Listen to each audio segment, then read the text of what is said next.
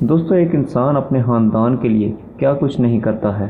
अपनी फैमिली की financial security के लिए टर्म लाइफ इंश्योरेंस प्लान को लेता है ताकि उस इंसान की डेथ के बाद उसके जो ख़ानदान के गोल्स हैं, जैसे कि चाइल्ड एजुकेशन, चाइल्ड मैरिज या फिर घर के इकसात वगैरह, वो ना रुकें और उसके ख़ानदान को किसी भी फाइनेंशियल प्रॉब्लम का सामना ना करना पड़े।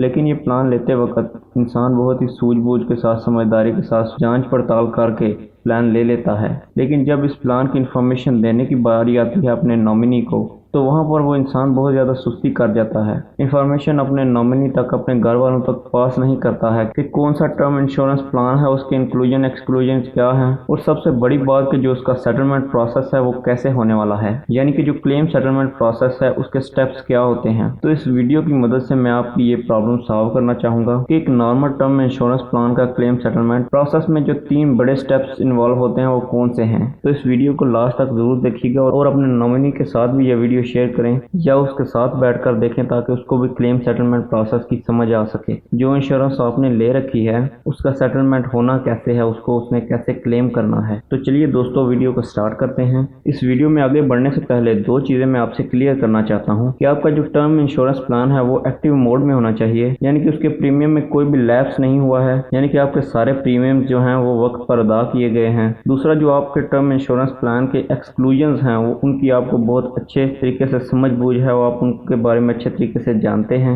और आपका नॉमिनी भी अच्छे तरीके से उनको जानता है। जो क्लेम सेटलमेंट का प्रोसेस होता है उसमें 3 बड़े स्टेप्स होते हैं। उसमें सबसे पहला जो स्टेप है वो ये है कि आपको इंश्योरेंस कंपनी को इन्फॉर्म करना होता है अगर कोई भी इस तरह की कंडीशन क्रिएट हो जाती है। आप उनको इन्फॉर्म कर सकते हैं उनके टोल फ्री नंबर के जरिए या फिर ईमेल के जरिए। ये दोनों तरीके ही बिल्कुल वैलिड हैं इन्फॉर्म करने के लिए। जब आप इन्फॉर्म करेंगे तो आप अपनी पॉलिसी नंबर, यानी कि जो आपकी पॉलिसी की डिटेल्स हैं, जो पॉलिसी होल्डर के नाम हैं, उनकी जो डेट ऑफ बर्थ है, उनकी जो डेथ की कॉज यानी कि डेथ का जो रीज़न है, उनकी जो डेथ की जगह है, और जो भी इससे कोई भी रेलिवेंट इन्फॉर्मेशन आपके पास है वो इन्फॉर्मेशन आपको उनको देनी है। वो चाहे आप ईमेल के जरिए दें या फिर किसी टोल फ्री नंबर के जरिए दें। अब इसमें और भी कुछ इंपॉर्टेंट डॉक्यूमेंट्स होते हैं जो आप हमेशा हैंडी रखें। अगर आपका टर्म इंश्योरेंस प्लान है तो एक फाइल बना दीजिए, उसमें पॉलिसी और सारे रेलिवेंट डॉक्यूमेंट्स को सेव कर लें। कुछ डॉक्यूमेंट्स तो जो पॉलिसी होल्डर है उसकी डेथ के बाद ही कलेक्ट हो पाएंगे, लेकिन कुछ डॉक्यूमेंट्स जो हैं वो ऑलवेज हैंडी होते हैं, वो आपके पास होते हैं।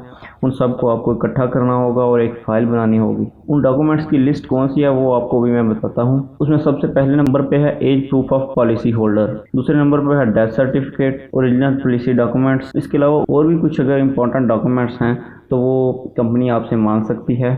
तो ये डॉक्यूमेंट्स आपको उस वक्त कंपनी को प्रोड्यूस करने पड़ते हैं। और अगर क्लेम फाइल हो रहा है 3 साल के अंदर, मतलब कि अगर आपने पॉलिसी ली थी और उसको 3 साल मुकम्मल नहीं हुए हैं, तो इस केस में कंपनियां जो हैं वो थोड़ी एक्स्ट्रा इन्वेस्टिगेशन भी करती हैं ताकि वो जेन्युइन क्लेम है कि नहीं वो ये पता कर सकें। और अक्सर जो इंश्योरेंस पॉलिसी वाले लोग होते हैं वो अपनी जाँच पड़ताल शुरू कर देते हैं। वो हॉस्पिटल में जाते हैं, जैसे कि अगर उसकी जो इंश्योर्ड पर्सन है उसकी डेथ जो है वो हॉस्पिटल में हुई है, तो वो ये कन्फर्म करने के लिए कि वो पर्सन इस हॉस्पिटल में एडमिट था कि नहीं था। अगर उस आदमी की किसी क्रिटिकल इलनेस की वजह से डेथ हुई है, क्योंकि अगर उसने कोई राइडर ले रखा है तो उसके पैसे थोड़े ज़्यादा आपको मिलेंगे। जैसा क्रिटिकल इलनेस है, कोई भी राइडर कोई इंसान लेता है, जैसा कि कैंसर जैसी बीमारियां होती हैं, तो वो चीज़ें भी वो हॉस्पिटल से कंफर्म करते हैं, वैलिडेट करवाते हैं। वो पता करते हैं कि क्या ये इंसान वाकई ही इस हॉस्पिटल में एडमिट था और इसी क्रिटिकल इलनेस की वजह से इसकी डेथ हुई है। तो इस पर बहुत ज़्यादा चीज़ें डिपेंड करती हैं कि हॉस्पिटल कौन सी और कैसी इंफॉर्मेशन देता है। इसमें इंश्योरेंस कंपनी के जो इन्वेस्टिगेशन ऑफिसर हैं वो इन्फॉर्मेशन उन ऑफिसर को सेटिस्फाई कर पाती है कि नहीं कर पाती है। अगर वो इन्फॉर्मेशन उनको सेटिस्फाई नहीं कर पाती है तो वो फर्दर इन्वेस्टिगेशन भी करते हैं। वहाँ पर वो जो आपकी मेडिकल हिस्ट्री होती है उसके ट्रायल को पढ़ने की कोशिश करते हैं, उसको समझने की कोशिश करते हैं, और वो अपने इन हाउस सर्जन की जो टीम होती है उनसे भी एक सेकंड ओपिनियन लेते हैं। उसके बाद सारी चीज़ें आपके साथ शेयर की जाती हैं। जो तीसरा सबसे बड़ा स्टेप है वो ये है कि आपको वो जो डॉक्यूमेंट्स हैं वो कैसे सबमिट करने हैं, किस तरीके से वो डॉक्यूमेंट्स आपको सबमिट करने हैं। उसमें जो सबसे पहली चीज़ है वो है कि आपका क्लेम फॉर्म जो है वो भरा होना चाहिए, वो फिल होना चाहिए।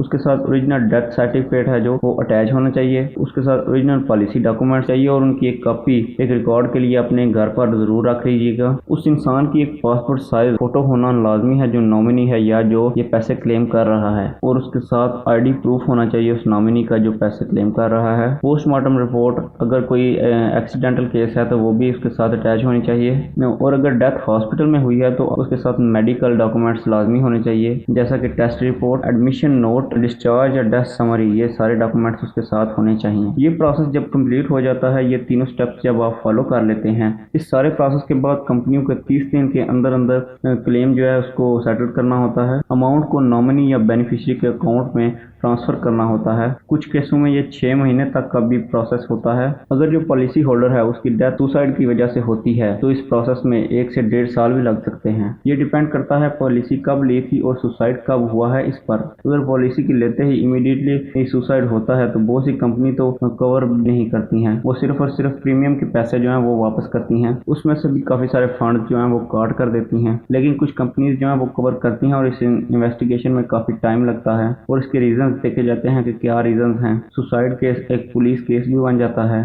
तो काफ़ी ज़्यादा इंफॉर्मेशन चाहिए होती है इंश्योरेंस कंपनियों को, तो उस केस में ये थोड़ा सा एक्सक्लूजन हो जाता है।